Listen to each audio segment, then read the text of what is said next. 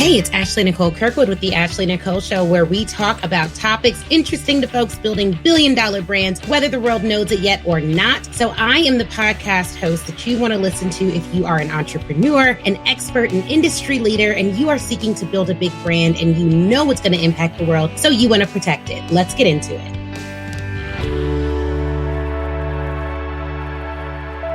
Welcome to the Ashley Nicole Show. So I am doing this pop-up live and I just had to get this off my chest. Okay, so I am coming on here live and we're going to be talking about why little businesses need not apply. Specifically, I'm going to be sharing with you all my philosophy for working with business and selecting clients and the people that we enjoy working with. So if you are someone who is building a billion-dollar brand, whether the world knows it or not, you need to lean in. If you're someone who owns a business, you need to lean in. If you're someone who is considering building and growing and scaling your business, you need to lean in, okay? Because we're going to be talking about the structural differences between little businesses and billion-dollar brands. Here's the thing, and hopefully the technology resources work out for us to have this conversation. Here's the thing. I got checked by a friend of mine recently, and essentially what she said was that I have not been showing up for you all on the legal side and telling you the things that I know from being someone who represented billion-dollar brands in federal courthouses across the country. So because some of you are new to me, I'm going to introduce myself. For those of you who know me, I'm going to reintroduce myself so you know exactly who I am and the position and the experience from which I'm going to be talking today, because this is going to be some real talk. Not sensitive talk. So if you're sensitive, you got to log off. But this is going to be some real talk. I represented billion-dollar companies when I was a corporate attorney. And I've said that before, but I don't know if you all know exactly what that means.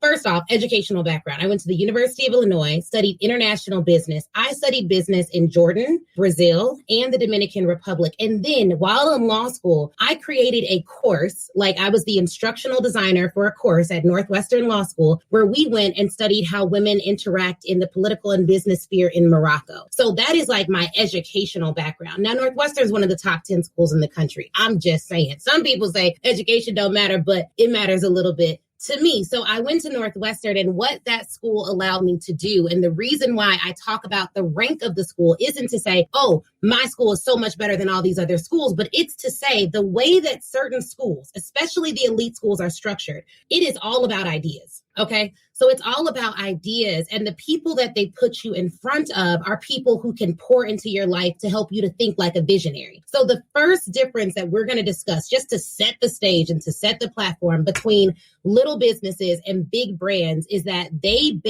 their growth is based from visionary ideas. And one of the things that I see when clients come to me and they're not a good fit, they're not a good fit typically because they're in that little business mode. And when you're in that little business grind, hustle mode, what you're trying to do is survive, which means you're not even able to get into a space where you can have the vision for your company that's needed to blow it up into a billion-dollar brand. Check this out. When I say little businesses need not apply, it's a mindset. It's not a revenue thing, because a lot of us consider small businesses or little businesses to be strictly based on revenue, but most of you don't even know the numerical value of a little business. So before we go any further, I got to set the stage and teach some things here. Number one, a small business is defined by the U.S. Small Business Association by a particular set of standards. And I think some of these standards may blow your mind. They're based on company size and company revenue. Now, if you're in the manufacturing and mining industry, a little business or a small business, right? A small business is defined as a business that does not have more than 500 employees. 500 employees, right? When you get into the services, the retail and service space, that is a business that averages $6 million in annual revenue. $6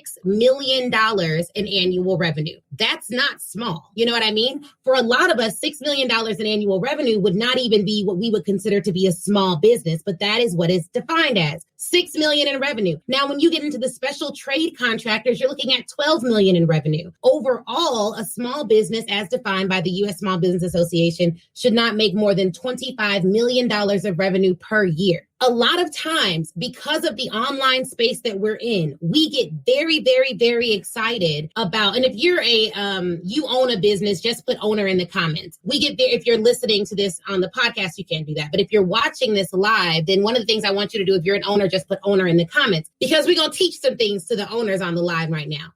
mindset shift number one, you are building a $1 billion brand, whether the world knows it or not. Those are the types of businesses that I work with at Mobile General Counsel. So back to background. Y'all with me so far? Okay, back to background. Went to Northwestern Law, studied abroad in undergrad, studied business in a variety of countries. I was an international business major at the University of Illinois at Urbana-Champaign, then went on to Northwestern Law. I worked to get into Northwestern Law. So a lot of people, you all may or may not know this if you know my story, but I graduated undergrad with a 2.1 GPA, I did not get into a single law school the first time I applied. The second time I worked, got into one law school, but it wasn't ranked highly. What I noticed in looking at industry trends, because I've been doing this for a while, I look at the numbers, was that people who graduated from my first law school, their average salary coming out was $55,000, purely because of the rank of the school. However, if you could get into one of the top 14 law schools in the country, you could work at one of the largest firms in the country, your average salary skyrocketed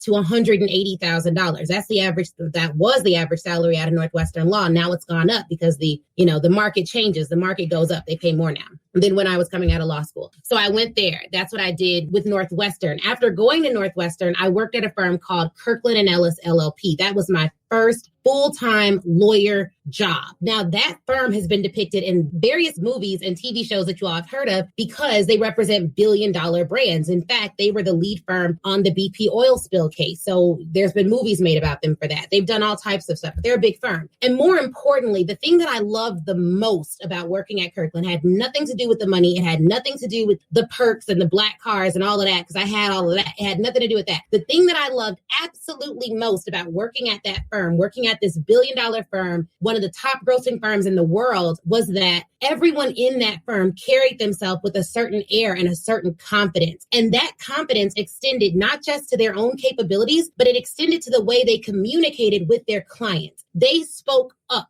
to their clients. They did not speak down to their clients. And so when I say, and the reason the title of this episode is Little Businesses Need Not Apply, is because the way that I have to speak to my clients to operate in the level of excellence that I've been trained to operate in is not on a little level. So if you are trying to build a here today, gone tomorrow business, I'm not your lawyer. If you are trying to build a little rickety rackety business, it's like a chair with 3 legs, not 4. I am not your lawyer. Why? Because the way that I was trained was that you have to speak to your clients in a way that takes them up and in a way that allows them to understand exactly what they need to do to grow at all times. Okay. Now, here's the thing.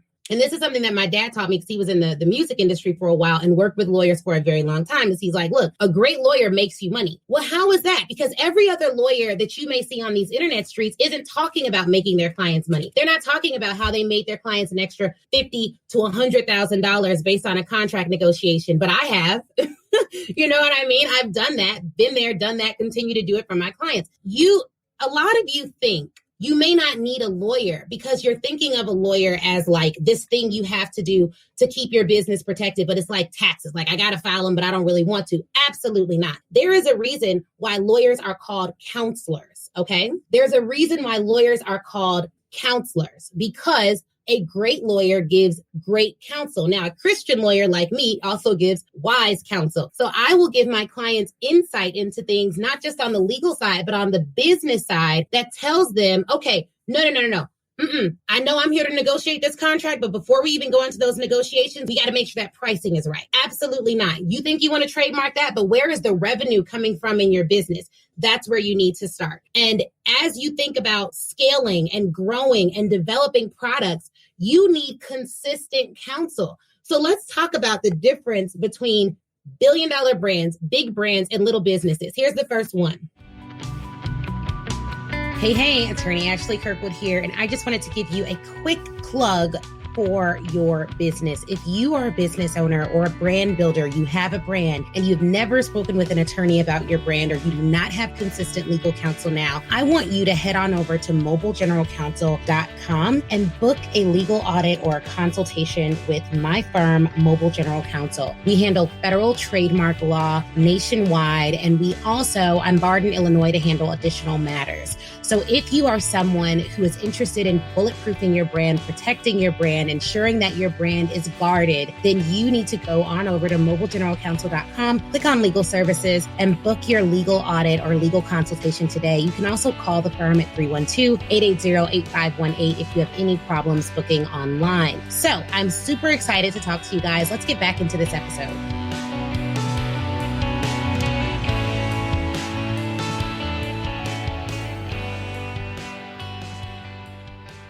Big brands promote all the time and they're launching often. So a big brand, when you think about like a Macy's or a Target or an Amazon or an Apple, they have a very robust promotion schedule and they know when they're launching new things. Let's think about Apple in particular. Every single time they launch a new iPhone, they know when it's going to happen. They probably know the iPhones are going to launch for the next 10 years. Why? They're planning ahead. More importantly, they're planning to stay in the market and they're planning to dominate the market long term. Little businesses, they promote infrequently. They're not planning ahead because, again, they're in survivor mode. Now, here's the trick. If you're a business owner and you feel like you're in survivor mode, you're like, Ashley, I don't really know how to thrive just yet because I don't have enough money to thrive. I'm just trying to make enough money to survive. Then here's what you need to do. I'm not going to say it's easy, right? It may be difficult for you, but one of the things that I will say is this. You have to put your mind in a place that your bank account isn't to survive this thing. Let me repeat that, okay? You need to put your mind in a place where your bank account isn't. What do I mean by that? The way that you're going to grow your business is not by just making more money. That's not going to automatically grow your business. You're going to grow your business by putting your mind in a place that your bank account is not, which means, yes, your bank account may say $50,000, but your mind is in the place of your business doing $50 billion, $50 million. You can't only operate at the level of your current bank account and think that you're going to be able to grow your business. Why? Because everything begins with a thought. Let me prove it to you. Before you started your business, what did you do? You thought about it. Before you built the website, what did you do? You thought about the fact that you wanted a new website. And so a lot of us aren't moving forward, not because of what we're doing. It's because we haven't even, your thoughts ain't right yet. You know what I mean? I teach this, I have this signature speech called The Currency of Confidence, and it's all about the mindset, beliefs, and actions of successful people. The mindset has to be right before the beliefs will be cemented in a way that will move you to action. So you need all three pieces of that. You need all three pieces of that, your mindset, your beliefs, and your actions. So the first difference, big businesses are promoting all the time, little businesses are promoting infrequently. What does that mean for you on the legal side of things? Large businesses are not just promoting in a silo, they're building out their promotions with their lawyers in mind. What does that mean? Most large companies, right? When I worked at Kirkland Ellis, this is how our big businesses roll. So I'm gonna give y'all some behind the scenes here. If our client was launching a new program, they would talk to their advertising team, talk to their marketing team, and they would call their outside counsel because they want to make sure that their promotions are compliant in a couple of different fronts. You want to make sure that name that you're about to promote under isn't already being used. You want to make sure that the way in which you're promoting is legal and compliant. You want to make sure that the clients that you're serving, you're able to serve, meaning, look, when you're in the online space, you're not just accountable to the laws that you have to abide by in the US. You may be accountable to the laws of the European Union and some other places too. So you don't just go out and promote stuff. And right now we're in Q4. So if you have not booked your legal audit with me, you absolutely need to do that. You can do that at bit.ly/MGC Talk. MGC and the T are all capital. ALK is lowercase. It is case sensitive. If you're on Instagram, just click the link in the bio. If you're on Facebook, click the link here or shoot me a DM for more info. If you're listening to this, then just go to mobilegeneralcounsel.com. From there, you can click on legal services and book your legal audit. But we're in Q4. So you should be planning your promotions for next year, right? And there will be things that come up throughout that. You want to plan those promotions with wise legal counsel because you want to make sure that you can use that name, that you can use that slogan, that using those brand colors doesn't infringe, that you are promoting it in a way that is ethical, that if you need disclaimers, you have them properly represented, that your terms and conditions are correct. There are things you need to do. What happens if you don't do them? You could get sued. Now, here's the other thing. Big brands plan to be sued. They know what's going to happen. They have a budget for it. They've already planned it. They already have it planned out. Now, you are thinking, and this is where I want you all to put your mind in a place that maybe your bank account isn't yet. A lot of the companies that we've helped in the past came to us after they were already facing a lawsuit or a cease and desist or any of that. Okay. Better than not coming at all, but still problematic. right? And it's problematic because if we would have gotten to them beforehand, they would have been able to save money, and that would have helped them overall. So we want to make sure that you are getting in a place where you're not wasting resources that you don't necessarily have at the moment. So if we can save you from wasting those resources, then we're going to do that. Then we're absolutely going to do that. So we want to think through that too. The other thing, you want to think through not just having a lawyer, but having a legal team. This is another really big difference between big brands and little businesses. Big brands aren't thinking like, oh my God, I got to hire this one lawyer. Oh my God, what am I going to do? It's so expensive. No, they're figuring out, okay, who are the experts? What is the expert legal counsel that I need on my team? And as an individual, and even as a small business, you have to think the same way. Here's how that looks for me. I have an estate planner, right? I have an accountant who's also a lawyer who can handle the IRS if they come knocking, right? I have different lawyers for different things. We have to get out of hiring one person for everything and thinking everything is their expertise. Now check this. A lot of my clients who hire me as their consistent counsel, they're paying 4 or 5 figures per month for legal services with our firm. We handle their whole legal portfolio. Sometimes what we do is they'll have a problem and it's beyond the scope of our representation. So we'll say, okay, right, what you need is a patent attorney. And so here's what we're going to do. I hire the patent attorney for them, and I manage the patent attorney for them. Why? Because I'm a lawyer. I know how to manage other lawyers. They don't know how to manage other lawyers, and they don't even know how to hire the best patent attorney for their particular company portfolio. So who does that? I do. That's called general counsel. Now, you all have to get out of thinking, oh, well, I need this one lawyer for this one thing, and I don't even want to pay for this one lawyer. No. Mind, bank account, divorce those. Right? You want to be planning for your legal team. Why do you need a legal team? Oh, because you're going to need tax strategies. You're going to need tax counsel. You're going to need a legal team because eventually you're going to sell that $1 billion business that you're building. And you're going to want to make sure that you have a general counsel, which is me. You want to make sure you have a general counsel that understands your entire business portfolio, who can then manage your legal team,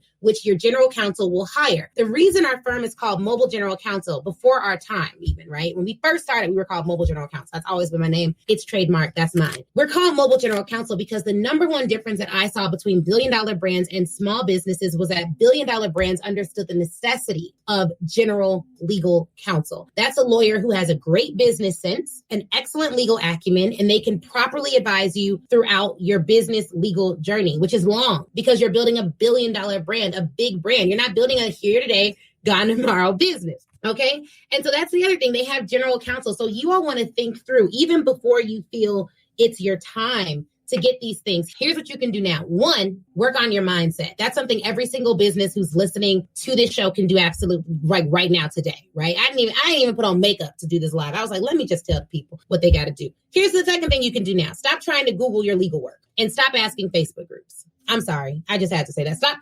asking, literally. I've seen people ask Facebook groups, hey, do you all have a lawyer? And I get it. I get why you do it because you want someone to recommend it, and it's fine. But don't ask Facebook groups for legal advice. If you want to ask for recommendations for lawyers, fine. But don't ask for legal advice. Here's why. How would they necessarily... 1, if they're not a lawyer, they shouldn't be giving you legal advice. But 2, you want to make sure you're getting the best person for your business. Look at where they go to school. What have they done in their career? Where have they worked? Who have they advised? The benefit of having a lawyer like myself who's represented both billion-dollar brands and emerging businesses, not little businesses, emerging businesses or small businesses, whichever, is that I have seen how billion-dollar, like CEOs of billion-dollar companies interact with their attorneys, and I've seen how their attorneys interact with them. And I've seen growth strategies on both sides, right? So I don't work with people who come to me and they're like, well, first off, if the first question you ask me is like, hey, I need to know right now, if you charge, what is LegalZoom or something like, are you going to be like LegalZoom? Absolutely not. I'm not going to be like LegalZoom. We don't play in the same field. So the reality is you have to ask yourself, am I building a business that's worth protecting for real? And am I someone who wants to have consistent legal counsel? Do I want to have consistent legal counsel, someone that I can call? And here's the truth. A lot of you need to make a high level investment in legal right now. Our subscription services start at $5,000 a month. Now we do one-off services, but our subscription starts at $5,000 a month at Mobile General Counsel. And the reason for that is, and that's a steal, in fact, and the reason for that is a lot of people don't need to just hire a lawyer to do one thing. You need a lot of different legal things done. And we're going to need to work together for at least 6 months. And that means that we're going to have to get your entire business foundation in order, because for the first year of your business or the first quarter of your business, you've neglected it. And you didn't neglect it because you didn't believe in your vision. You neglected it because you didn't know the value of it. But I want you to think about and name $1 billion company that doesn't have at least one attorney. You will not find one. You will not find one. And so what you have to ask yourself when you're looking in the mirror, when you're building out these businesses is, am I building a corporation or an entity that will survive me? Or am I just building something for me to play with in my lifetime? That's a little business. Hey guys, Ashley Kirkwood here. Super excited to give you this special invitation to join us at our holiday party. My firm, Mobile General Counsel, is hosting a holiday party and award ceremony where we will be recognizing outstanding entrepreneurs who have exemplified resilience in the year of 2020. Now, unless you've been under a rock, you know 2020 has been a challenging year for the world, not just our country, but the world. And so no matter where you're listening, no matter where you're at, this holiday party is 100% free, complimentary, and will allow us to celebrate surviving 2020 and hopefully thriving in 2020 and beyond, right? So come on out and celebrate with us. You can grab your complimentary ticket at ashleynicolekirkwood.com/holiday party. That's ashleynicolekirkwood.com/holiday party. And I hope to see you there. Something you just gonna play with in your lifetime. You're not building it for it to last. You're not building it for it to change billions of lives. That's a problem for me. I'm just not your lawyer. You can go find, you could Google and be like, who is the cheapest lawyer I can hire to do this one thing? I ain't never gonna talk to her again. I don't care if she has business sense or not. I don't care about her qualifications or not. I'm not interested in any of that. I just need the cheapest lawyer. If that is your story, I am not your lawyer. But if not, if you are someone who's like, this makes a lot of sense. I am building $1 billion brand, whether the world knows it or not. And I want you all to listen to that. I want you all to affirm that. If you're watching this and you're like, that's me, I'm building $1 billion brand, whether the world knows it or not, just put that in the comments, whether the world knows it or not. That is your affirmation, because sometimes we get caught up in how many clients we have now, how many people we're serving now, how much money we're making now, when in reality, what your driving force has to be the vision, so that you don't get caught up in temporary lapses, right? That temporary stuff, this rough period you're going through, this tough time you're going through right now, that's going to pass. You're going to get over that, because people with vision get over these things. Pandemics, people get over these things in the business sense. If you're surviving this, you survive this pandemic, you will be able to thrive. Whether it be in this or after this. So I just wanted to tell you guys that, because there are some people who think, oh, my business is so little, it's so small. Why would I have a lawyer already? I'm not even doing this. I'm not even doing that. Now, we do work with revenue generating businesses. So if you have clients, you've made money from your products or your services, you need to protect them. And I'll tell you guys this, and I talked about this on another training on the Mobile General Counsel Facebook page. So check that page for the full training. But there was a Supreme Court case that came out that actually gave people leeway to attack the profits of businesses. If you were to copy someone else's business, either innocuously or on purpose, they could potentially come after those profits. And so because of that, it's even more imperative now that you protect your business with competent legal counsel. And I'll just tell you too, if you are sitting here like, I'm about to download this little contract template, that's going to be my best bet, that's what I'm going to do, I don't recommend that. I just don't. If you know for a fact you're doing work that matters, that changes lives, that shifts perspectives, why would you not protect it and solidify that in a well-written, drafted contract that's drafted specifically for your business, a template that's drafted specifically for your business? You want to be very, very, very careful about discounting your success and what that looks like. It doesn't always look like discounting your success does not always mean you charge low prices. It could mean you pay low wages for stuff that matters most. That could be you discounting your prices. That could be you discounting your success, paying low wages for things you know matter. That could be you discounting your success. You're holding yourself back by not just hiring the best in the game for it. And you know they're the best in the game. You know you need to hire Mobile General Counsel. You know you need a lawyer on your team. That could be you discounting your success. And think about what that says to the universe. So you're out here getting a $200 contract template, and you plan for the program to make $2 million. How that sound? How does that sound? How does that sound to you? Does that make sense? No, it doesn't make sense to me. So you want to make sure that you're not discounting your success by the way in which you choose to invest in your business. We work with companies all the time.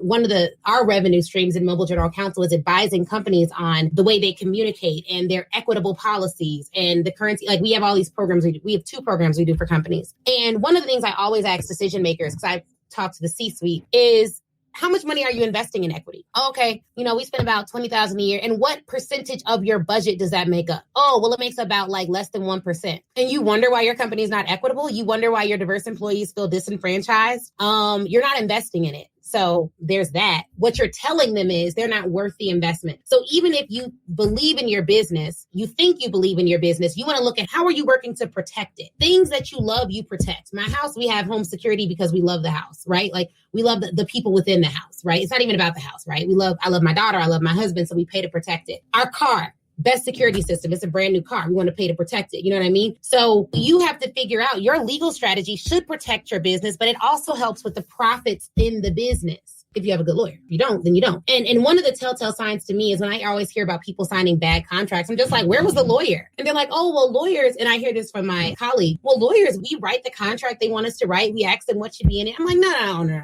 That's not what we do.